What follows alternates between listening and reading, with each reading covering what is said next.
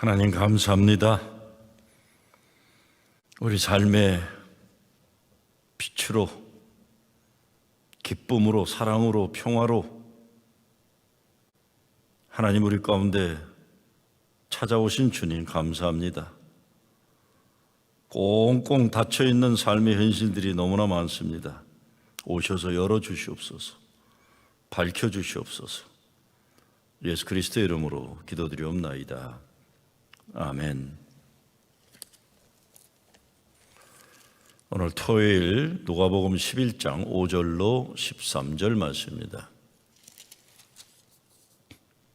또 이르시되 너희 중에 누가 벗이 있는데 밤중에 그에 가서 말하기를 벗이여 떡 세 덩이를 내게 구워달라.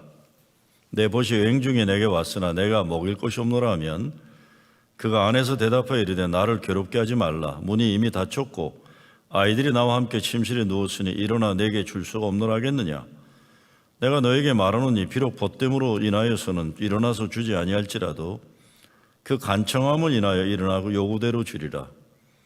내가 또 너희에게 이르노니 구하라 그러면 너에게 주실 것이요 찾으라 그러면 찾아낼 것이요 문을 두드리라 그러면 너희에게 열릴 것이니 구하는 이마다 받을 것이요 찾는 이는 찾아낼 것이요 두드리는 이에게는 열릴 것이니라. 너희 중에 아버지 된 자로서 누가 아들이 생선을 달라 하는데 생선 대신에 뱀을 주며 알을 달라 하는데 전갈을 주겠느냐. 너희가 악할지라도 좋은 것을 자식에게 줄 줄 알거든 하물며 너희 하늘 아버지께서 구하는 자에게 성령을 주시지 않겠느냐 하시니라. 아멘. 오늘 말씀은 기도에 대해 가르치시는 말씀입니다. 오늘 11장 1절에서 4절까지는 주기도문에 대한 가르쳐요. 주기도문을 예수님이 제자들에게 가르쳐 주셨고 오늘 본문에서는 강청하는 기도를 가르쳐 주시고 계십니다. 8절 말씀에 보면 친구라서가 아니라 간청함을 인하여 일어나 그 요구대로 주리라 하셨어요. 제가 아이들 자랄 때 보면 아빠로서 아이들이 자기가 원하는 것 정말 자신 있으면 내게 강하게 요구하는 것 졸라대는 것 보는 것 흐뭇했어요. 아이고 저놈이 자기가 진짜 원하는 게 뭔지 아는구나 하는 게. 어떤 약도 올리고 좀 고생도 시키다가 들어주면 그 고생한 보람이 신나가지고 고생했기 때문에 더 신나는 거예요. 마찬가지입니다.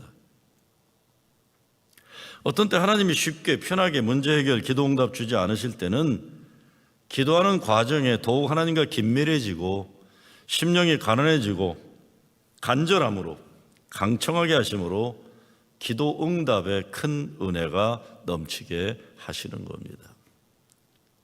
9절 말씀 아주 유명한 말씀이죠. 구하라 그러면 너에게 주실 것이요 찾으라 그러면 찾아낼 것이요 문을 두드리라 그러면 너에게 열릴 것이니. 코로나로 어려움 당한 지난 18개월 생각하면 이게 엄청 신나는 말씀이에요. 아유 얼마나 힘들었어요. 기도에 응답받지 못하는 이유를 말하면서 구하지 않아서 얻지 못한다는 말씀이고요. 그리고 구해도 잘못 구해서 기도 응답이 없다는 말씀이고요. 예수의 이름으로 주의 기쁨과 영광을 위한 기도이면 구하라, 찾으라, 두드리라, 강청하라는 겁니다. 확신을 가지고 구하는 거예요. 예수의 이름으로. 그런데 가만히 생각해 보면 기도가 간절하지 않는 문제가 있습니다. 기도가 간절하지 않아요. 왜 그럴까요? 사랑이 없을 때 그렇습니다. 사랑할 게 없을 때 그런 거예요. 사랑하면 아파요. 그래서 아프도록 기도하는 거예요. 하나님께 매달리지 않을 수가 없어요. 내 사랑하는 자녀들을 위해서, 가정을 위해서, 교회를 위해서 눈물로 아프도록 무릎 꿇고 기도하는 겁니다. 때로 하나님이 기도하지 않으면 안 되는 아픔의 경험을 주실 때도 있어요. 결국 은혜를 체험하게 되는 겁니다. 그래서 내 힘으로 되지 않아서 몸부림치다가 성령 체험을 하기도 하는 겁니다. 애통해 하면서 나를 위해 중보하시는 성령님을 만나는 것입니다. 11절 12절 말씀이 그것이에요. 악하고 못된 인간이라도 자식을 위해서 좋은 것을 주는데 하물며 너희 하늘 아버지께서 구하는 자에게 성령을 주시지 않겠느냐 하시니. 기도를 가르치시다가 예수님은 성령을 주시는 하나님에 대해 말씀하십니다. 왜? 내가 기도하지 못할 때도 성령께서 나를 위해 기도하시기 때문에. 그래서 고상한 기도가 아니라 고생한 기도를 하나님이 받으신다는 말이 바로 그것이에요. 고상한 기도가 아니라 고생한 기도를 하나님이 받으신다. 무릎 꿇고 기도하는 거예요. 이런 노래 있죠. 기도할 수 있는데 왜 걱정하십니까? 기도하면서 왜 염려하십니까? 기도할 수 있는데 왜 실망하십니까? 기도하면서 왜 방황하십니까? 주님 앞에 무릎 꿇고 간구해 보세요. 이런 노래 있잖아요. 기도할 수 있는데, 기도할 수 있다는 그 자체가 은혜예요. 기도하게 하시는 주님께 감사를 우리 드려야 됩니다.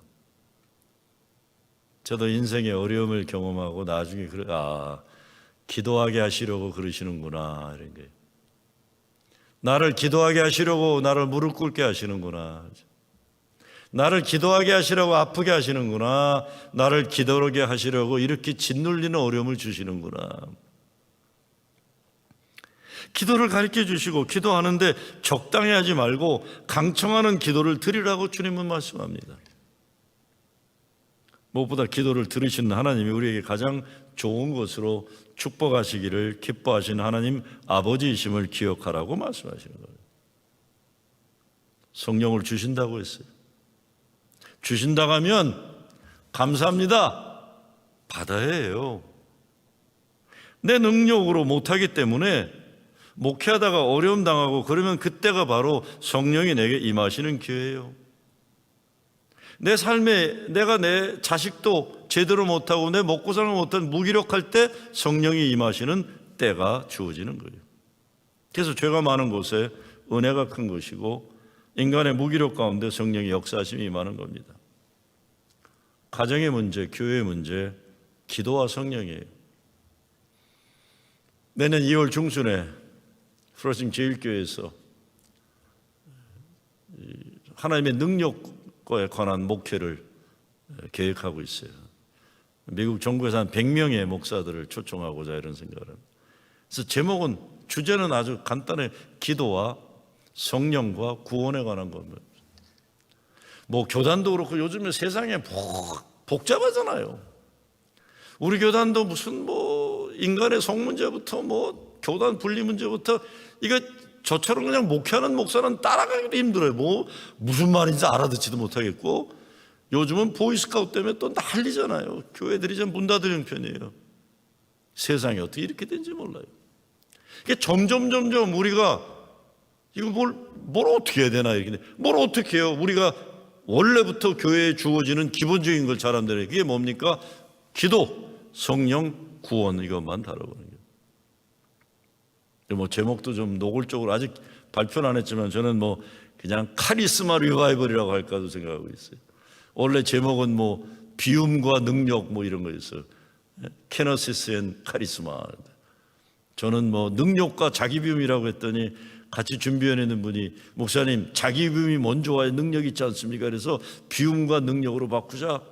근데 또 회의하면서 제가 좀 제안하려고 그래요. 카리스마 리바이벌로 가자.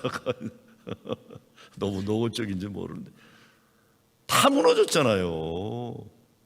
너무나 많이 무너졌잖아요. 너무나 많이 무너졌어요. 어떻게 해야 돼? 기도해야죠. 두드려야죠. 무릎 꿇어야죠. 성령의 능력을 주신다고 하잖아요. 성령을 주시지 아니하겠느냐? 카리스마 리바이벌이에요. 치유와 회복과 부흥을 우리 교회들이 꿈꾼다 하는데 우리 능력으로 됩니까? 성령의 능력으로 돼야 되죠. 강사도 그래서 다 결정했어요. 이제 발표하게 돼 있는데 이 시대 하나님이 주신 성령의 능력으로 교회들이 일어나는 꿈을 같이 꾸고 기도와 성령과 구원의 역사를 위해 쓰임받고자 결단하는 사람들 모여서 한번 다시 일어나자는 거예요. 다시 일어나자. 다시 일어나는 성령의 능력으로 일어나는 여러분 되시길 주의 이름으로 축원합니다. 주님 감사합니다. 기도하라. 포기하지 않고 강청하라. 무릎 꿇어라. 성령을 주시겠다. 주님 약속하셨습니다. 믿고 기도하게 하시고 주신다니 받아서 성령의 능력으로 가정과 교회를 주님 앞에 바로 세우게 하여 주시옵소서. 예수 그리스도의 이름으로 기도드리옵나이다. 아멘.